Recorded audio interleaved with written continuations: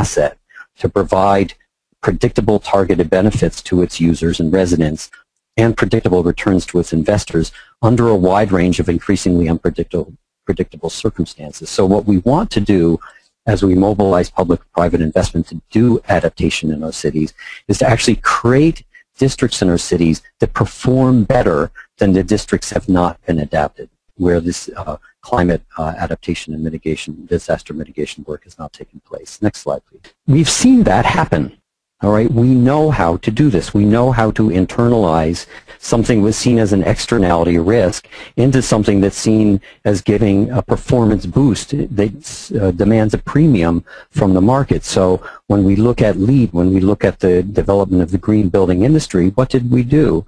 What we did as municipalities working with the building industries, the design industries, is we figured out how to take environmental impact as an externality and internalize it as a performance improvement on our buildings, and to do so in a way that the market rewards the building with a greater environmental performance. So here you see, for instance, in Vancouver, a LEED Platinum International Conference Center that is seen as a high-value asset worth the incremental investment required in order to have it be a green performance building. So the question is, can we apply the same logic to thinking about a resilient performance building? So if we go to the next slide.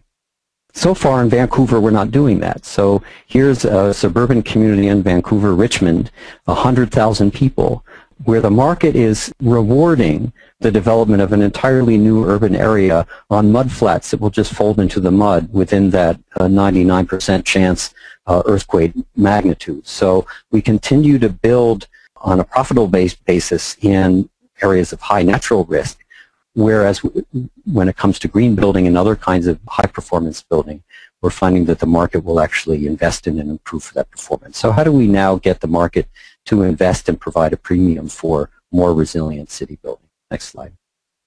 We see this, we've done this all over North America and Europe and around the world. We've seen this happen in the way that we invest as the public sector with the private sector in the redevelopment of high toxicity brownfield sites. We've managed the risks, the environmental risks associated with those sites. We have found ways to finance. We've created redevelopment companies to engage in attracting private investment into these areas.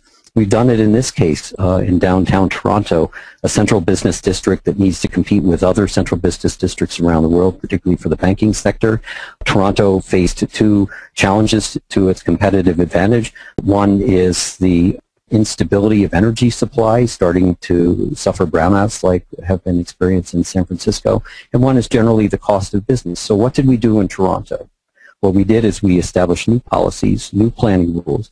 We created an investment fund. We created a utility company to develop Toronto, not building by building, but as an energy district by attracting private investment into a district heating and cooling scheme that now allows this district to offer all of its building owners and tenants 20-year fixed-price energy contracts. So what we've done in Toronto is an example of improving the resilience of this district from the point of view of energy performance. So the question is can we now use similar instruments in policy and institutions and investment in order to improve the performance of a district like this one in the face of other risks like climate risks? Let's look at one example in Rio de Janeiro. Next slide.